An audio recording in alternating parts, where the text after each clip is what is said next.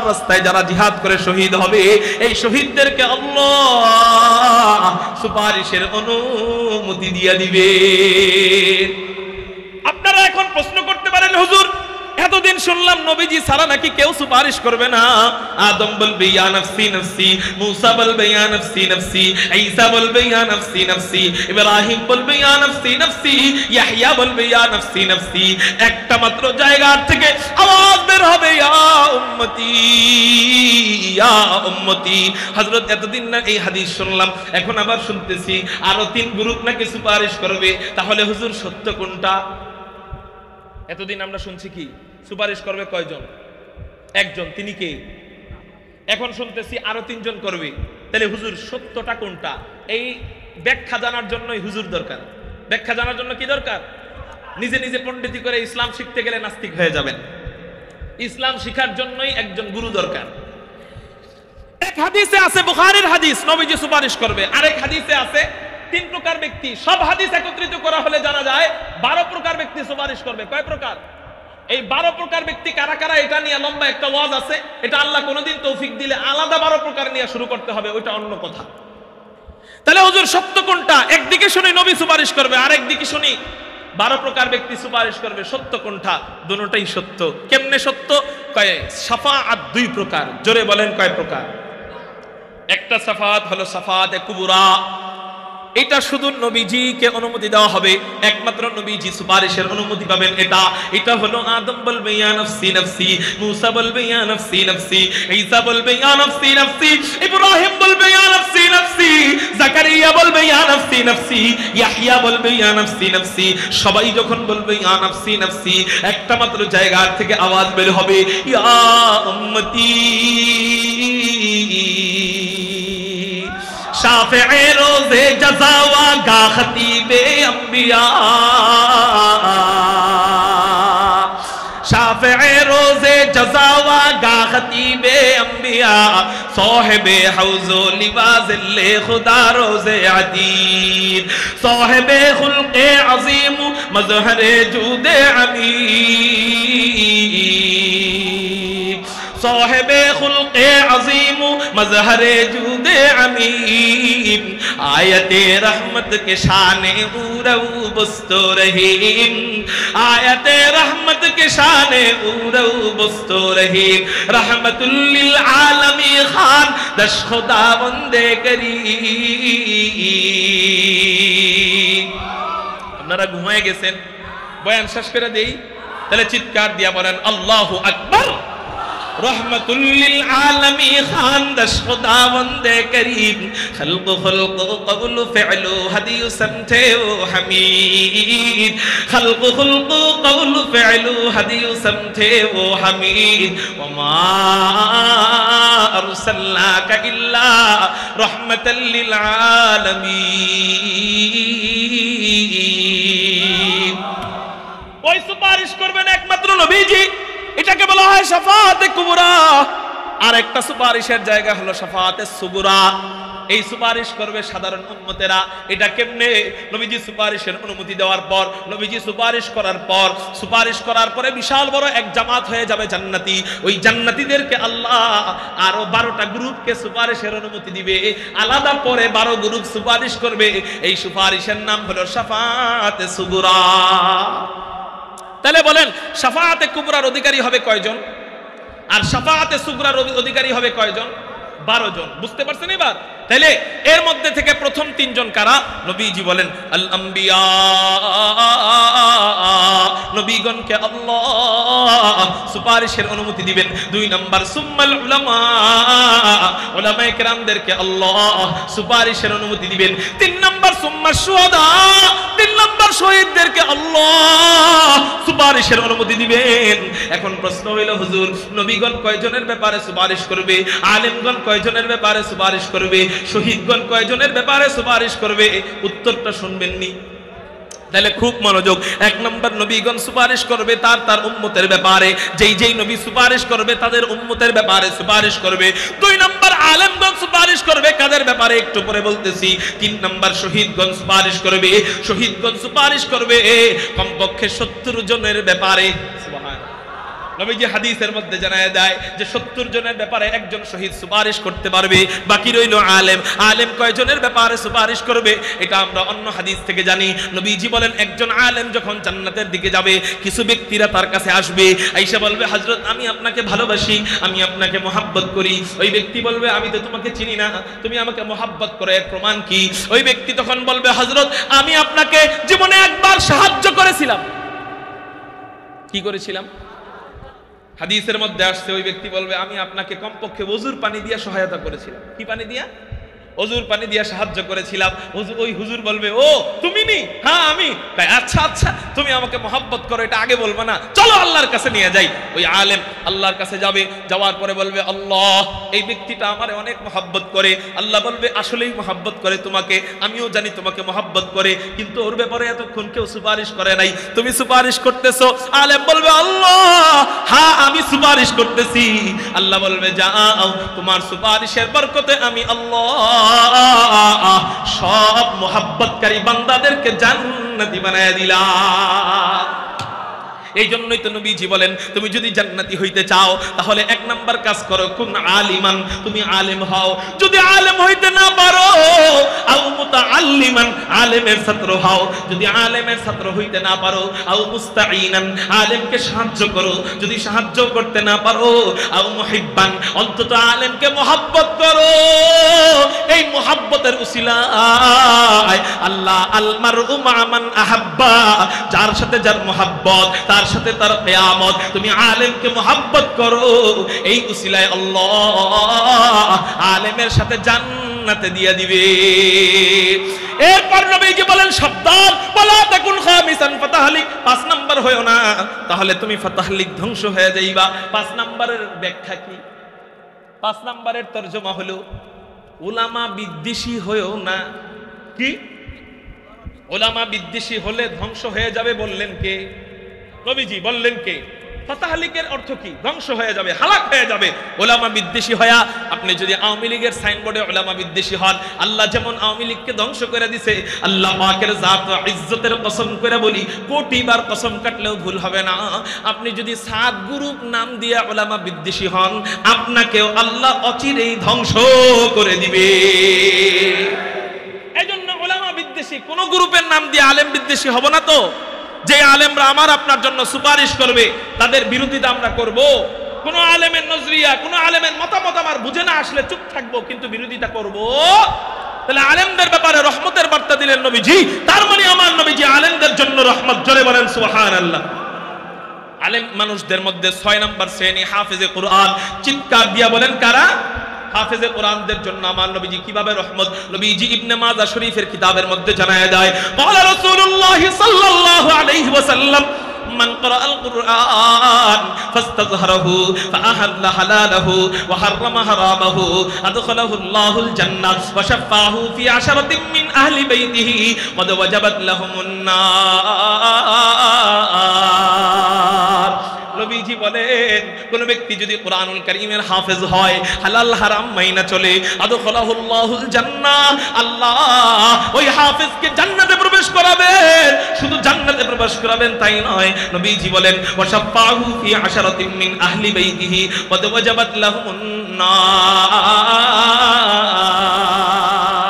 আল্লাহ ওই হাফেজকে বলবে ও হাফেজ বাচ্চা, যা যা যা, তোর পরিবারের যারা জাহান্নামে চলে গেছে এমন পরিবার থেকে 10 জনকে জাহান্নাম থেকে বাঁচায়া সুপারিশ করে জান্নাতে নিয়ে যা। এই জন্য আমরা একটা ভিন্ন জিনিসের ওয়াদা দিব, সেটা হলো আপনার নেক আমলের কারণে আপনি জান্নাতে যাইতে পারবেন, এটার গ্যারান্টি কেউ দিতে পারবেন। নেক আমল দিয়ে জান্নাতে যাইতে পারবেন, এটার গ্যারান্টি দিতে পারবেন। এই জন্য উচিত কি? উচিত হলো কয়েকটা টিকিট দুনিয়াতে কাইতে রাখতে হবে। উচিত কি বলেন? দুনিয়াতে কয়েকটা টিকিট কাইতে রাখতে হবে। এর মধ্যে একটা টিকিট হলো সন্তানরে হাফেজ বানায় যাওয়া, আলেম বানায় যাওয়া। কি হবে? যদি আমার মিজানের পাল্লার মধ্যে নেকের পাল্লা হালকা হয়ে যায়, বদের পাল্লা ভারী হয়ে যায়, তাহলে আমি জান্নাতি না জাহান্নামী? জাহান্নামী। বদের পাল্লা ভারী হয়ে গেলে আমি কি? জাহান্নামী। তো জাহান্নামে চলে গেলে আমি যদি আরেকটা টিকিট কাইটা রাখি, সেটা হলো আমার সন্তানটারে হাফেজ বানাই, আলেম বানাই, ওই ছেলে আমাকে নিয়ে জান্নাতে চলে যাবে। এজন্য চোখ বন্ধ করলে ইঞ্জিনিয়ার পোলা আর কাজে আসবে না, চোখ বন্ধ করলে ডাক্তার ছেলে আর কাজে আসবে না। কিন্তু চোখ বন্ধ করার পর থেকে আলেম আর হাফেজ সন্তানের কাজে লাগা শুরু হবে। এই জন্য এই ময়দান থেকে ওয়াদা দিতে রাজি আছেন কারা কারা? আমার একটা ছেলে, একটা মেয়ে, একটা ছেলে আমি হাফেজ আলেম, হাফেজা আলেমা বানাবো কারা কারা? আল্লাহু আকবার বলে দুই হাত আল্লাহর দে। হুদাই হাত উঠাইছেন না পাক্কা ওয়াদা? পাক্কা ওয়াদা ইনশাআল্লাহ। হাত নামান, হাত নামান। আল্লাহ তুমি কবুল করো। বহুত ইঞ্জিনিয়ারের বাপ ইঞ্জিনিয়ার সন্তানের চেহারাটা দেখে মরতে পারে নাই। ইঞ্জিনিয়ার হওয়ার আগে বাপ মরে গেছে, ডাক্তার হওয়ার আগে বাপ মারা গেছে, ব্যারিস্টার হওয়ার আগে বাপ মারা গেছে। আচ্ছা গাদার মতো খাটলো সন্তানকে শিক্ষিত বানানোর জন্য, কিন্তু শিক্ষিত বানানোর আগে বাপ মরে গেল। বাপের কি লাভ হইল? কোন বাপের কি লাভ? এজন্য ভাই আমি বলি না ইঞ্জিনিয়ার বানায়েন না, আমি বলি না ডাক্তার বানায়েন না, আমি বলি না ব্যারিস্টার বানায়েন না, বানান।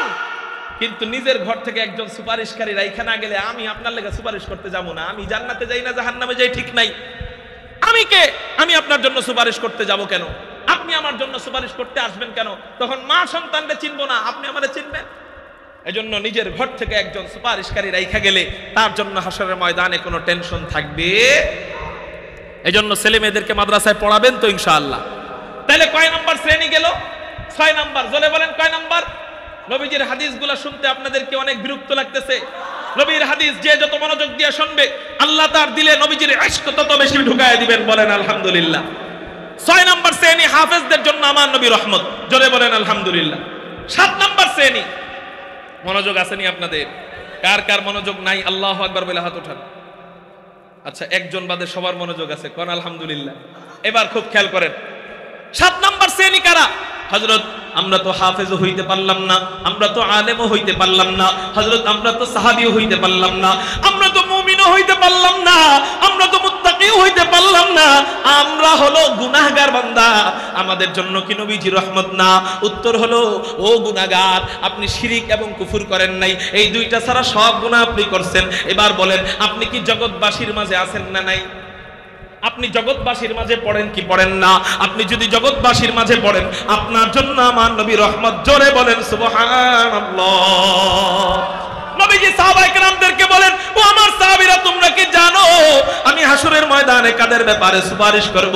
সাহাবীরা বললেন ইয়া রাসূলুল্লাহ ইয়া হাবিবাল্লাহ আপনি কাদের ব্যাপারে সুপারিশ করবেন? নবীজি বলেন তোমরা মনে করো না আমি শুধু সাহাবীদের ব্যাপারে সুপারিশ করব, আমি শুধু আমার মুমিন উম্মতের ব্যাপারে সুপারিশ করব, আমি শুধু আমার মুত্তাকি উম্মতের ব্যাপারে সুপারিশ করব। কয় তাহলে কাদের ব্যাপারে, আরো কাদের ব্যাপারে সুপারিশ করবেন? সাহাবায়ে কেরাম মনে করছিল যারা নবীজিরে কষ্ট দেয়, অর্থাৎ যারা ফাসিক, যারা ফুজ্জার, যারা গুনাহগার, এদের ব্যাপারে মনে হয় নবীজি সুপারিশ করবেন না। নবীজি বলেন না না না, আমি তো তাদের জন্য রহমত, হোক না গুনাহগার, আমি তো তাদের জন্য নবী, তারা তো আমারই উম্মত। আমি নবীজি হাসরের ময়দানে আমার কবিরা গুনাহগার উম্মতের ব্যাপারেও সুপারিশ করব। সাহেবে খুলকে আজিম ও মজহারে জুদে আমিন। আল্লাহ নবীজিকে একটা চেয়ার দান করবেন। এই মাকামের নাম, এই চেয়ারের নাম হলো মাকামে মাহমুদ। আল্লাহ কুরআনে বলেন ওয়া মিনাল লাইলি ফাতাহাজ্জাদ বিহি নাফিলাতাল লাক আসা আইয়াবাসাকা রাব্বুকা মাকামান মাহমুদা।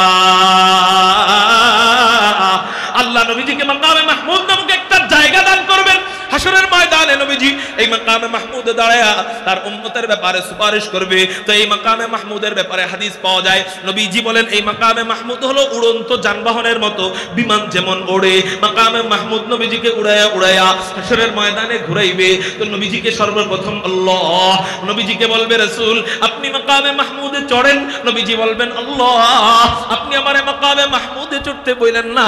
আল্লাহ আবার বলবেন রাসূল মাকামে মাহমুদে চড়েন। নবীজি আবার বলবেন আল্লাহ মাকামে মাহমুদে চড়তে বলেন না। আল্লাহ আবার বলবে রাসূল আপনি মাকামে মাহমুদে চড়েন। নবীজি বলবেন আল্লাহ আপনি আমারে প্রথম 2 বার না করবে, কিন্তু তৃতীয়বার নবীজি চিন্তা করবে বন্ধুত্বের খাতিরে তো 2 বার না করা গেছে, কিন্তু তৃতীয়বার না করলে তো বেয়াদবি হয়ে যাবে। এই জন্য কোন রকম হিকমত অবলম্বন করবেন, আঙ্গুলগুলা মাকামে মাহমুদের উপর রাইখা আল্লাহকে বলবেন আল্লাহ এই যে দেখো মাকামে মাহমুদে উঠছি। আল্লাহ বলবে রাসূল এই মাকামে মাহমুদ আমি তোমার জন্য বানাইলাম, তুমি মাকামে মাহমুদে চড়তেছো না কেন? ঘটনা কি? নবীজি বলেন আল্লাহ এই মাকামে মাহমুদ আপনি আমার জন্য বানাইছেন, আমি এতে অনেক খুশি হইছি, কিন্তু আল্লাহ আমার ভয় হয়। ভয় ভাই কি ভয়? ভাই এই মাকামে মাহমুদ হলো উড়ন্ত যানবাহন। কি যানবাহন? উড়ন্ত যানবাহন। আমার ভয় হয় আমি যদি মাকামে মাহমুদে বসি, আমাকে মাকামে মাহমুদে একা নিয়া উড়াল দিয়া যদি যদি জান্নাতে চলে যায়, তাহলে আমার গুনাহগার উম্মতের ব্যাপারে কে সুপারিশ করবে? আমার উম্মতের ব্যাপারে ফয়সালা না হওয়া পর্যন্ত আমি নবী একা মাকামে মাহমুদে চড়ব না। रहमतुल लिल आलमी खान दश खुदावंदे करीम, रहमतुल लिल आलमी खान दश खुदावंदे करीम, खल्क़ खुल्क़ क़ौल फ़िअलु हदीउ समझे वो हमीद, खल्क़ खुल्क़ क़ौल फ़िअलु हदीउ समझे वो हमीद।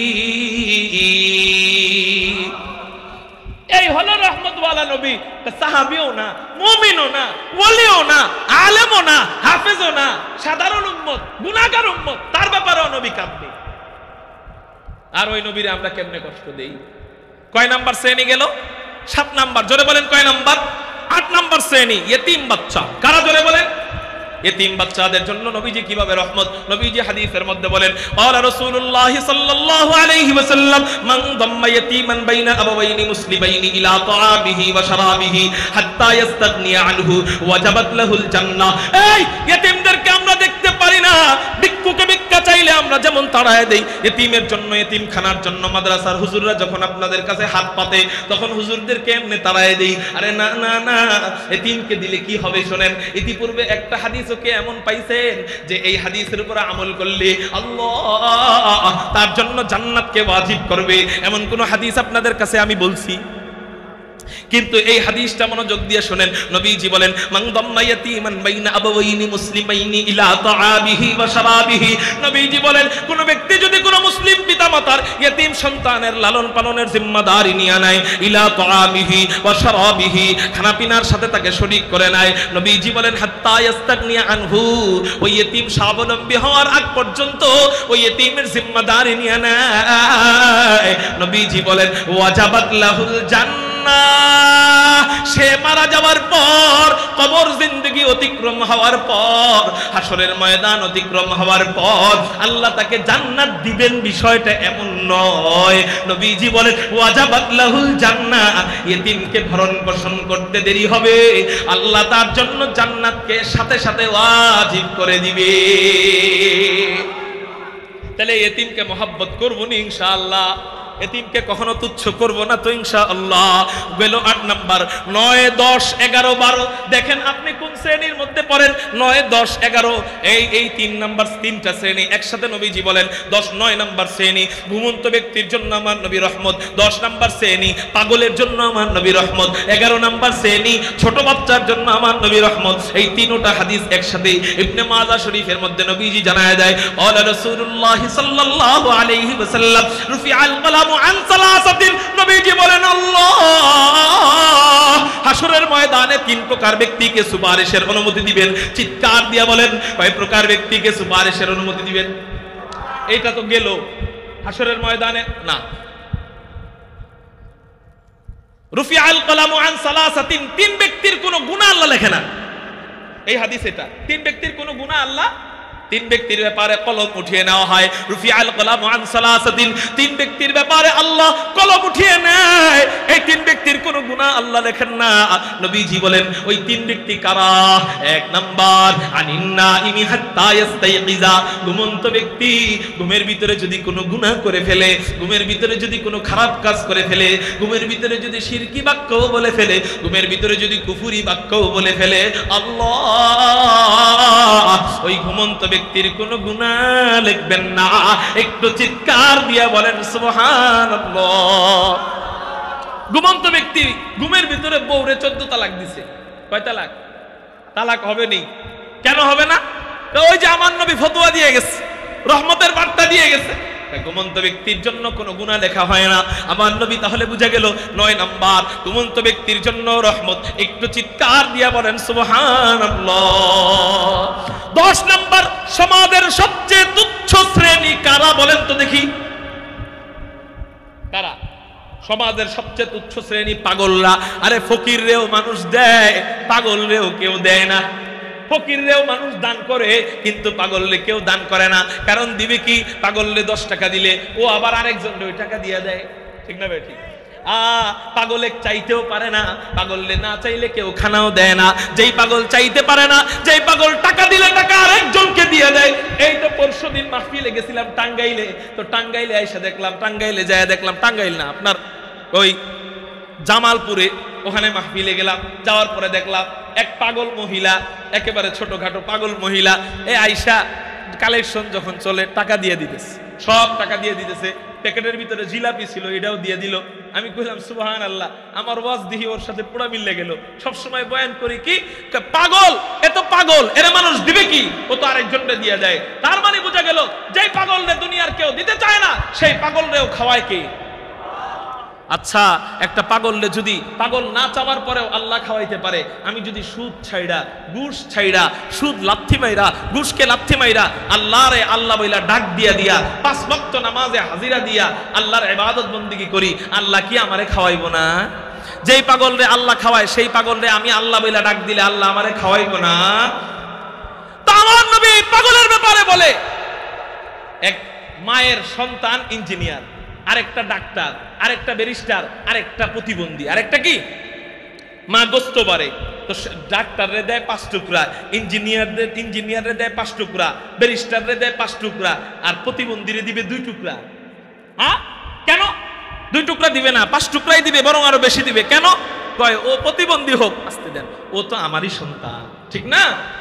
আমার নবীজি যখন তার 63 বছর জিন্দেগিতে রহমত বিলানো আরম্ভ করেন, নবুয়তের জিন্দেগিতে রহমত বিলানো আরম্ভ করেন, নবীজি চিন্তা করেন সমাজের কেউ যখন একটা শ্রেণীকে দেখতে পারে না, পাগলকে সমাজের কেউ দেখতে পারে না, কিন্তু ও পাগল হইলেও আমি নবীজির তো উম্মত, আমি তো ওর জন্য দয়া দিতে পারি, আমি তো ওর জন্য রহমত। যারে কেউ দেখতে পারে না, তার ব্যাপারেও আমার নবী রহমতের বার্তা দিয়া যায়। নবীজি পাগলের ব্যাপারে কি রহমতের বার্তা দেয়? নবীজি বলেন ওয়ানিল মুবতালা হাত্তা ইয়াবরা। নবীজি বলেন পাগল ব্যক্তি যত গুনাহই করুক, আল্লাহ ওর কোনো গুনাহ লেখেন না। এমন কি পাগল ব্যক্তি যদি পাগল অবস্থায় মারা যায়, জন্মের পর থেকে পাগল হয়, 100 বছর হায়াত পাইছে, 100 বছরই পাগল ছিল, 1 মিনিটের জন্য ঠিক হয় নাই, ওই পাগল অবস্থায় মারা যায়, নবীজির হাদিস মোতাবেক বোঝা যায় আল্লাহ ওই পাগলকে বিনা হিসাবে নিষ্পাপ শিশুদের মতো জান্নাত দিয়ে দিবে। তাহলে আমার নবীজি সমাজের সবচেয়ে তুচ্ছ শ্রেণী, পাগলের জন্য রহমত। জোরে কন্যা সুবহানাল্লাহ। মানুষদের মধ্যে 11 নম্বর শ্রেণী, ছোট বাচ্চাদের জন্য আমার নবী রহমত। কিভাবে রহমত? নবীজি বলেন ওয়ানিস সাবী হাত্তা ইয়াবরা ওয়ানিস সাবী হাত্তা ইয়াকবুরা। নবীজি বলেন ছোট বাচ্চা যতই গুনাহ করুক না কেন, ছোট বাচ্চা যতই খারাপ কাজ করুক না কেন, এমন কি কুফরি বাক্য যদি বলে ফেলে, শিরকি বাক্য যদি বলে ফেলে, ওই ছোট বাচ্চার কোনো গুনাহ আল্লাহ লেখেন না। রাস্তে কোন সুবহানাল্লাহ। ছোট বাচ্চার কোনো গুনাহ আল্লাহ কি করেন না? লেখেন না। উল্টা কথা নবীজি বলতেছেন, এই ছোট বাচ্চা যদি কোনো সওয়াবের কাজ করে, ওই নেকি আল্লাহ 2 ভাগ কইরা অর্ধেক মায়েরে দিয়ে দেয়, অর্ধেক বাবারে দিয়ে দেয়। জোরে কোন সুবহানাল্লাহ। এখান থেকে আমরা আরেকটা জিনিস বুঝি, সেটা হলো আমি যদি আমার সন্তানকে ছোট অবস্থায় মাদ্রাসায় দিয়ে দেই, না বালেক অবস্থায় মাদ্রাসায় দিয়ে দেই, আমার সন্তানটা যখন হাফেজ হবে, 1 খতম কোরআনুল কারীমের হাফেজ হওয়ার পর, না বালেক অবস্থায় হাফেজ হওয়ার পর এই সওয়াব কামাবে ছোট বাচ্চা, কিন্তু সওয়াব আমলনামায় এসে যাবে কার? মা বাবার। এই জন্য বাচ্চাদেরকে ছোট অবস্থায় মাদ্রাসায় দিবেননি। আর একটু বলি, কোন বাচ্চা একবার কোরআনুল কারীম পড়ে কখনো মুখস্থ করতে পারে না। একটা পৃষ্ঠা একবার পড়লে মুখস্থ হয় না, ওই পৃষ্ঠা বারবার পড়তে হয়, পরের দিন সবক শোনাইতে হয়, 100বার পড়ে মুখস্থ করতে হয়, 1000 বার পড়তে হয়, পরের দিন সবক শোনাইতে হয়, ওইটা আবার 19 দিন পর্যন্ত সব সবক শোনাইতে হয়। ওই একই পড়া আবার সবকের পারা হিসাবে কয়েকদিন শোনাইতে হয়, ওই একই পড়া আবার আমুক্তা হিসাবে শোনাইতে হয়, ওই একই পড়া আবার প্রতিদিন আসরের আগে তেলাওয়াত করতে হয়, ওই একই পড়া আবার প্রতিদিন তাহাজ্জুদ নামাজে তেলাওয়াত করে, ওই একই পড়া আবার রমজান মাসে তেলাওয়াত করে, এবার ওই একই পড়া রমজানে তারাবির নামাজে তেলাওয়াত করে। এইরকম করে যখন একটা বাচ্চা কুরআনুল কারীমের হাফেজ হয়, এক মুফাসসির গবেষণা করে বলেন আল্লাহ তার আমলনামায় 25,000 কোরআনের খতমের সওয়াব দিয়ে দেয়। এই বাচ্চাটা 25,000 কোরআন খতমের সওয়াব পাবে। আমি যদি আমার ছেলেটাকে নাবালেগ অবস্থায় মাদ্রাসায় ভর্তি করে দেই, আমার বাচ্চা নাবালেগ অবস্থায় 25,000 কোরআনের খতমের সওয়াব পাবে, তো ওই সওয়াবটা আল্লাহ আমাকে এবং আমার বিবিকে আল্লাহ দিয়ে দিবে। এই জন্য বাচ্চাদেরকে ছোট বয়সে মাদ্রাসায় ভর্তি করব না বড় বয়সে? তাহলে বোঝা গেল আমার নবী 11 নম্বর ছোট বাচ্চার জন্য রহমত। আমি বুঝতেছি মনে হয় আপনাদের অনেক কষ্ট হইতেছে, এই জন্য আমি আপনাদেরকে আর 2-3টা হাদিস বলে আমার বয়ানের ইতি টানবো ইনশাআল্লাহ। আল্লাহ যদি কখনো দেখা করান তো দেখা করব ইনশাআল্লাহ। বালিয়া মাদ্রাসার মাহফিলে যাবেন কারা কারা? হাত উঠান তো দেখি। এই কয়জন? তাহলে আমি কমু না বালিয়া, আমার বয়ান কখন তাহলে আর কমু না। হাত নামায় দেন। যদি সবাই যায় তাহলে হাত উঠাম, তাহলে আমি কমু। যদি সবাই হাত উঠায় তাহলে আমি কমু। মাগরিবের পরে বয়ান বালিয়ায় কখন? আগে আগে যাইবেন নি ইনশাআল্লাহ? বলেন ইনশাআল্লাহ যাবেন নি ইনশাআল্লাহ? আল্লাহ কবুল করুক বলি আমিন। এবার যুবকদের জন্য আমার নবী কিভাবে রহমত, চলেন হাদিস আপনাদেরকে শোনায় দেই। নবীজি বুখারী শরীফের মধ্যে জানায় দেয়, قال رسول الله صلى الله عليه وسلم سبعة يظلهم الله في ظله يوم لا ظل الا ظله। নবীজি বলেন আল্লাহ হাশরের ময়দানে আল্লাহ 7 প্রকার ব্যক্তিকে আরশে আজিমের নিচে ছায়া দান করবেন। কয় প্রকার ব্যক্তিকে? হাশরের ময়দানে বর্তমানে সূর্যটা হলো মাথা উল্টা, বর্তমানে সূর্যটার যেন তাপ কম লাগে এই জন্য উল্টা। বর্তমানে সূর্যটা দূরে, হাশরের ময়দানে সূর্য দূরেও থাকবে না, সূর্য উল্টাও থাকবে না। সূর্যের তাপ যেন কম লাগে এই জন্য সূর্যটার জন্য ঠান্ডা বানানোর জন্য কখনো শীতকাল দেয় আল্লাহ, কখনো আবার বৃষ্টির কাল দেয়। হাশরের ময়দানে কোনো শীতকালও থাকবে না, কোনো বৃষ্টির কালও থাকবে না, সূর্য উল্টাও থাকবে না, সূর্য দূরেও থাকবে না। বলেন দুনিয়াতেই সূর্যের তাপে চামড়া ফেটে যায়, সূর্যের তাপে চামড়া কালো হয়ে যায়, সূর্যের তাপে রাস্তার পিচ ঢালাই পর্যন্ত উঠে যায়। হাশরের ময়দানে সূর্য যখন আধা হাত উপরে থাকবে তখন আমাদের অবস্থা কি হবে? নবীজি বলেন আল্লাহ ওই সময় কঠিন কিয়ামতের ময়দানের ওই আযাবের সময় 7 প্রকার ব্যক্তিকে তার আরশে আজিমের নিচে জান্নাতি ছায়ার নিচে ছায়া দান করবে। আরশে আজিমের মধ্যে আল্লাহ ছায়া দান করবেন। এই ছায়া কোন ছায়া? এই ছায়া হলো জান্নাতি ছায়া। এই এসি কোন এসি? এই এসি হলো জান্নাতি এসি। ওই সময় আল্লাহ 7 প্রকার ব্যক্তিকে জান্নাতের ভিতরে ছায়া, আরশে আজিমের নিচে ছায়া দান করবেন। ওই 7 প্রকার ব্যক্তি কারা? নবীজি বলেন 1 নম্বর ইমামুন আদিল, ন্যায় বিচারক বাদশাহ। 2 নম্বর প্রকার ওয়াশাবুন নাশা ফি ইবাদাতিল্লাহ। 2 নম্বর প্রকার আল্লাহ পাক রব্বুল আলামিন ওই যুবককে তার আরশে আজিমের নিচে ছায়া দান করবেন যেই যুবক যৌবন বয়সে আল্লাহর ইবাদত করে। কি বয়সে? বুড়া বয়সে না যৌবন বয়সে? এটা বলে না যে বুড়া হলে নামাজ পড়বো, এটা বলে না যে বুড়া হলে দাড়ি রাখবো, যৌবন বয়সেই আল্লাহর ইবাদত করে। নবীজি বলেন আল্লাহ ওই যুবককে এত ভালোবাসেন, এত মুহাব্বত করেন, ওই যুবককে আল্লাহ আদর করে আরশে আজিমের নিচে ছায়া দান করবে। তাহলে বোঝা গেল 12 নম্বর আমার নবী যুবকদের জন্য রহমত। একটু চিৎকার দিয়া বলেন সুবহানাল্লাহ। এবার মুরব্বীরা একটু আকশাট হয়ে বসেন, চোখটা বড় বড় করে আমার দিকে তাকান। মুরব্বীদের ব্যাপারে হাদিস বলবো, বুড়াদের ব্যাপারে হাদিস বলবো। আরে বুড়ারা আপনাদের জন্য আমার নবী রহমত। জোরে বলেন সুবহানাল্লাহ। হুজুর আরে বুড়ারা কইলেন কেন? মুরব্বী কয়ে ডাক দিলেন না কেন? মুরব্বী কয়ে ডাক দিলে এখন মানুষ হাসে। কেন হাসে? আরে গজব নাজিল হইতেছে আমাকে বাংলাদেশে। এই মাহফিল মঞ্চটা হয়ে গেছে যাত্রা পালার অনুষ্ঠানের মতো। ওই মুসা আলাইহিস সালামের জামানায় ডাইনে গেলে ব্যাং, গজব নাজিল হয়েছিল না 5টা, এর মধ্যে একটা বামে গেলে ব্যাং, পিছনে গেলে ব্যাং, সামনে গেলে ব্যাং। এখন অবস্থা এমন ডাইনে গেলেও কয় মুরব্বি মুরব্বি, বামে গেলেও কয় মুরব্বি মুরব্বি, পিছনে গেলেও কয় মুরব্বি মুরব্বি, সামনে থেকে চিৎকার দিয়ে কয় উহু। ঠিক না বেঠে? এগুলো এক প্রকার গজব। আল্লাহ আমাদেরকে এই সমস্ত গজব থেকে এই ময়দানটাকে হেফাজত করুক বলি আমিন। তো নবীজি বলতেছেন বুড়াদের জন্য আমার নবী কিভাবে রহমত। হাদিসে কুদসির মধ্যে নবীজি জানায় দেয়, আবু দাউদ শরীফের হাদিস, নবীজিকে আল্লাহ বলতেছেন ইন্নী লা আস্তাহি মিন আবদি ওয়া আবদি ইয়াশিবু রাসুহুমা ফিল ইসলাম সুম্মা উআযিবুহুমা ফিন নারি বাদা যালিক। নবীজি বলেন আল্লাহ আমাকে জানাইছেন যে কোন বান্দা কোন বান্দি পাকনা চুল নিয়ে যদি মারা যায়, পাকনা দাড়ি নিয়ে যদি মারা যায়, কোন বান্দি যদি পাকনা চুল নিয়ে মারা যায়, কোন বান্দা যদি পাকনা দাড়ি নিয়ে মারা যায়, পাকনা চুল নিয়ে মারা যায়, আল্লাহ পাকা চুলের কারণে পাকা দাড়ির কারণে ওই বান্দাকে আযাব দিতে লজ্জা পায়। পাকা চুলের কারণে পাকা দাড়ির কারণে আল্লাহ ওই বান্দাকে আযাব দিতে লজ্জা পায়। তাহলে বলেন আমার নবীজি মুরব্বিদের সম্পর্কে বুড়াদের সম্পর্কেও রহমতের বার্তা দিয়ে নবীজি হয়ে গেলেন বুড়াদের জন্য রহমত। একটু চিৎকার দিয়ে বলেন সুবহানাল্লাহ। এই ছোট ভাই উঠো কেন? শেষ কথা, একটু খিসমেরা বসো না। চলবে? হুজুরে কি মেশিন নাকি? হুজুরে কি মেশিন? হ্যাঁ, হুজাইফি কি মেশিন? তেল ঢাললেই খালি কথা বাইরে, এত তেলও তো ঢালতে হইব, তেলও তো নাই।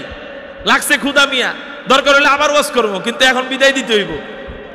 আরেকটা হাদিস খেয়াল করেন। 13 শ্রেণী বললাম পুরুষদের সম্পর্কে। কাদের সম্পর্কে? জোরে বলেন, কাদের সম্পর্কে? পুরুষদের সম্পর্কে। এখন মা বোনরা আমাকে বয়ান শুনতেছে না, লাইভে শুনতেছে, মাইকে শুনতেছে না? মা বোনরা কইবে হুজুর সব পুরুষ গুলিকে কি আমার নবীর রহমত? পুরুষ গো কি খালি জান্নাতের চৌরাস্তায় নিয়ে যাবেন, আমরা কি কিছুই না? এবার আসেন মা বোনদের জন্য আমার নবী কেমনে রহমত, এইটা বলবো। একটা হাদিস শোনাবো মা বোনদের সম্পর্কে। মা বোনরা কইবে ও হুজুর একটা মোটে। মা বোনরা এমনই, মা বোনরা এমনই। এখন সান্ত্বনা দেই মা বোনদেরকে, এই একটা হাদিস বাকি 13টার চেয়ে দামি। আর আস্তে কোন সুবহানাল্লাহ। এমন কোন হাদিস বলছি যে জান্নাতে নবীজির 2 আঙ্গুল যত কাছে তত কাছাকাছি থাকা যাবে, এমন কোন হাদিস ইতিপূর্বে বলছি? এখন শোনেন, আমাদের দেশে হাদিস বলার আগে একটা ভূমিকা বলতেছি। আমাদের দেশে কন্যা হওয়ার কারণে অনেক বাবের চেহারা বেজার হয় কি হয় না? মেয়ে হওয়ার কারণে তার বিবির গর্ভে মেয়ে হওয়ার কারণে বিবিকে তালাক দিয়ে দেয় কি দেয় না? অনেক নরপিচাস তার বিবিকে পিটায়। কেন? কন্যা হইছে কে তোর ঘরে। আচ্ছা কন্যা কি সে বানায় না আল্লাহ বানায়?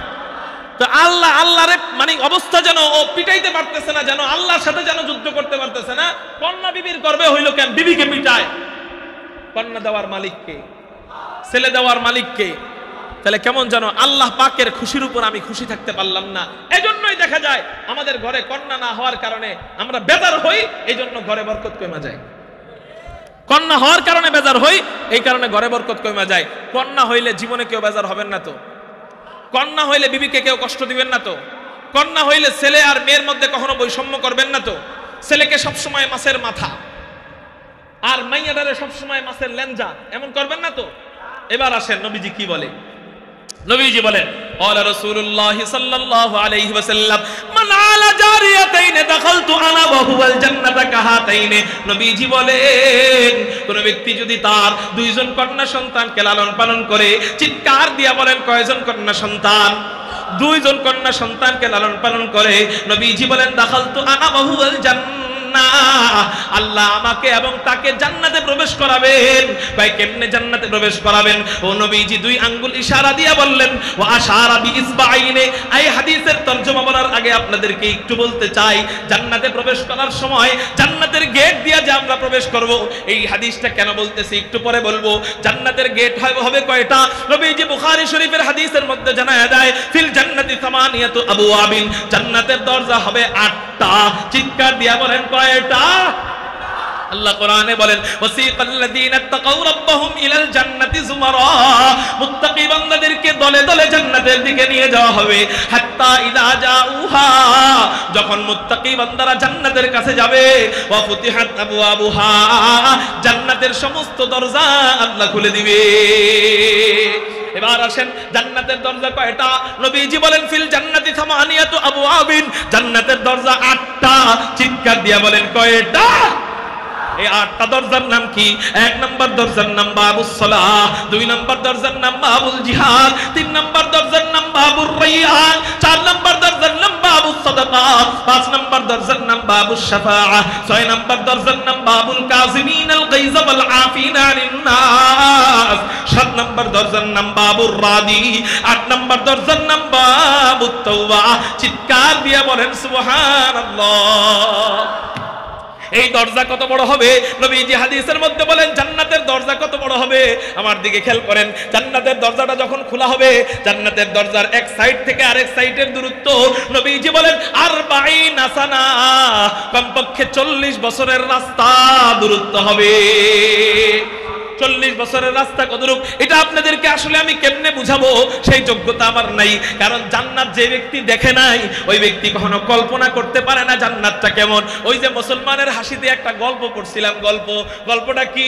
এক বাচ্চা তার উস্তাদের জন্য দুধ নিয়ে গেছে, গাভীর দুধ। উস্তাদ হলো অন্ধ উস্তাদরে যায় বলতেছে, হযরত আপনার জন্য আমার আম্মা গাভীর দুধ পাঠাইছে। আর উস্তাদ তো জীবনে দুধ দেখে নাই, এই জন্য জানে না দুধ কেমন। উস্তাদে বলছে, ছাত্র আমার, সন্তান আমার, বলো তো এই দুধ যে আমার জন্য তোমার আম্মা পাঠাইলো, এই দুধটা কেমন? এখন ছাত্র চিন্তা করে, উস্তাদ জীবনে দুধ দেখে নাই, এই দুধ কেমন, বুঝামো কেমনে? এখন কয়, হুজুর দুধ সাদা। দুধ কি? উস্তাদ কি সাদা কি জিনিস এটা জীবনে দেখছে? এখন উস্তাদ কয়, বাবা সাদা আবার কেমন? এখন ছাত্র কয়, সাদা বগের মতো। কিসের মতো? বগের মতো। এখন উস্তাদ জিগায়, বাবা বগ আবার কেমন? ছাত্র কয়, আচ্ছা মুশকিলে পড়লাম তো, কেমনে বুঝাই বগ কেমন? ছাত্র হাত এমন করে কয়, হুজুর এই যে বগ হইলো এমন। আর হুজুরে তো অন্ধ, দেখে না, হাতায় টাতায় কয়, বাবা এটার মতনই দুধ, এটা তো গলায় গেলে গলা ঠেকে যাবে। যেই ব্যক্তি জীবনে দুধ দেখে নাই, এর দুধ কেমন বুঝানো যাবে? যেই ব্যক্তি জীবনে জান্নাত দেখে নাই, যে ব্যক্তি জীবনে জান্নাতের দরজা দেখে নাই, ওই ব্যক্তির আসলে জান্নাতের দৃশ্য এটা বুঝাইতে চাইলেও আমি বুঝাতে পারবো না। ওই ঘুরে ফিরে বগের দিকে, যেমন ওই বাচ্চার নজরটা নিয়ে গেছে, উস্তাদের নজরটা বগের দিকে চলে গেছে, দুধের নজর বগের দিকে চলে যায়। জান্নাতের দিকে যদি আপনাদেরকে আমি নজর করাইতে চেষ্টাও করি, আপনার নজর দুনিয়ার দিকে চলে আসবে। কেন? আপনার মনে হবে জান্নাতের মেন গেট মনে হয় আমগো বাড়ির মতো। কয় না না না, জান্নাতের গেট থাকবে, এটা 40 বছরের রাস্তা। এবার যদি বলি 40 বছরের রাস্তা কত বড়, এটা আসলে বুঝানোর মতো যোগ্যতা আমার নাই। তারপরে ওই ছাত্রের মতো বগের উদাহরণ দিয়ে একটু বুঝাই। কিসের উদাহরণ? ওই ছাত্রের মতো বগের উদাহরণ দিয়ে বুঝাই। কারণ আমরা জান্নাতের হিসাবে আমরা অন্ধ, আমরা এখনো দেখছি জান্নাত। এই অন্ধ মানুষে যেমনে বুঝাই আমি এমনি বুঝাই, আমি নিজেও অন্ধ, জান্নাত এখনো দেখি নাই, এই জন্য অন্ধ মানুষের মতো বগের মতো করে বুঝাই, দুনিয়ার হিসাবে বুঝাই। 40 বছরের দূরত্ব কতটুকু হবে আপনারা খেয়াল করেন। এই যে মনে করেন গোলাকার পৃথিবীটা, এই পৃথিবীটা হলো 51 কোটি 10 লক্ষ বর্গ কিলোমিটার। কয় কোটি? এই পৃথিবীর এক প্রান্তে বাংলাদেশ, আরেক প্রান্তে আমেরিকা। বাংলাদেশ থেকে বিমান রওনা দেয়, আমেরিকায় পৌঁছাইতে সময় লাগবে 24 ঘন্টা। কয় ঘন্টা? তাহলে পুরো পৃথিবী ভ্রমণ করতে সময় লাগে কয় ঘন্টা? 24 ঘন্টা।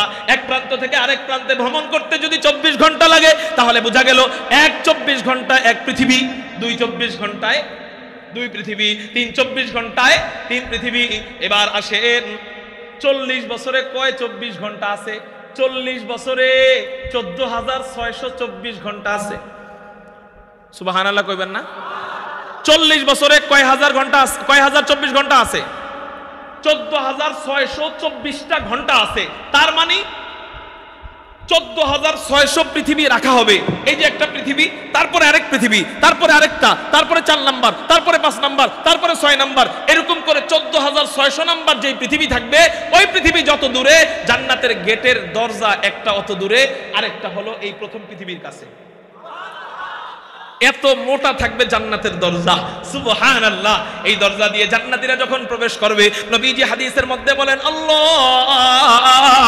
এই দরজা দিয়ে প্রবেশ করার সময় এত মোটা মোটা দরজা, যেই দরজা দিয়ে হাজার হাজার পৃথিবী, এক এক দরজা দিয়ে হাজার হাজার, সবগুলা দরজা দিয়ে লাখ লাখ কোটি কোটি পৃথিবী অনায়াসে ভিতরে ঢুকবে, অনায়াসে ভিতর থেকে বের হবে। এমন দরজা দিয়েও জান্নাতীরা ভিতরে ঢোকার সময়, বের হওয়ার সময় জাম লাইগা যাবে। জোরে বলেন সুবহান। মানে পৃথিবী একসাথে লাখ লাখ ঢুকাইলে জাম লাগবে না, কিন্তু বান্দারা যখন জান্নাতি বান্দারা যখন জান্নাতের ভিতরে ঢুকবে, তখন কি লেগে যাবে? জাম লেগে যাবে। ওই জামের মধ্যে 2 আঙ্গুল যত দূরে, 2 আঙ্গুল যত কাছে, নবীজি আমার ততটা কাছে থাকবে এই আমল করলে। ওই জামের মধ্যে ততটা কাছে থাকবে। হুজুর কত কাছে থাকবে, কি আমল করলে? বলে নবীজি জানায় দেয়, মান আলা জারিয়াতাইনি, যেই দুইজন কন্যা সন্তানকে লালন পালন করবে, নবীজি বলেন দাখালতু আনা ওয়া হুয়াল জান্নাতা কাহাতাইনি, দুই আঙ্গুলের কাছাকাছি আল্লাহ তাকে এবং আমাকে একসাথে জান্নাতে প্রবেশ করাবেন। শুধু তাই না, নবীজি বলেন ওয়া আশারা বিইসবাইনি, এই দুই আঙ্গুল যত কাছে আল্লাহ ওই বান্দাকে, ওই কন্যার পিতাকে, ওই কন্যার মাতাকে আমার ততটা কাছেই জান্নাতে রাখবে। রহমাতুল লিল আলামিন খান দশ খোদা বন্দে করিম, খলক খলক কওল ফি'ল হাদিয়ু সবথে वो हमीद वमा अरसलनाका इल्ला रहमतल लिल आलामीन। এই 14 শ্রেণীর জন্য আমার নবী যেভাবে রহমত, এমন করেই আমার নবী গোটা জগতের জন্য রহমত। এটাই হলো আয়াতের তাফসীর, এটাই হলো আয়াতের ব্যাখ্যা। আল্লাহ এটাই বলেন, ও রাসূল আপনি গোটা জগতের জন্য রহমত, তো কিভাবে রহমত? এই 14 শ্রেণীর মতো করেই রহমত। জোরে বলেন সুবহানাল্লাহ। আরো আধা ঘন্টা আগে ছাইরা দিতাম, আপনাদের মনোযোগ দেখা, আপনাদের আকর্ষণ দেখা, আপনাদের দাবি দেখা আর একটু সময় লম্বা করলাম। আল্লাহ যেই কথাগুলো বললাম আগে আমাকে, পরে আপনাদের সবাইকে আমল করার তৌফিক দান করুক, ওই নবীর খাঁটি উম্মত হয়ে মরার তৌফিক দান করুক। ওই নবীর জন্য যদি কখনো উলামায়ে কেরাম খতমে নবুওয়াতকে হেফাজত করবার জন্য যদি কখনো আন্দোলনের ডাক দেয়, কাদিয়ানীদেরকে মুসলিম ঘোষণা করবার জন্য, আমার রাসূলের ইজ্জতকে হেফাজত করবার জন্য মধুপুর মাদ্রাসা থেকে আল্লামা আব্দুল হামিদ পীর সাহেব মধুপুরি হযরত যদি রক্ত দিতে ডাক দেয়, তাজা কলিজা দিতে ডাক দেয়, নবীর জন্য হাসতে হাসতে শাহাদাতের সুধা পান করতে রাজি আছেন কারা কারা? আল্লাহু আকবার বলে দুই হাত আল্লাহর দেখে।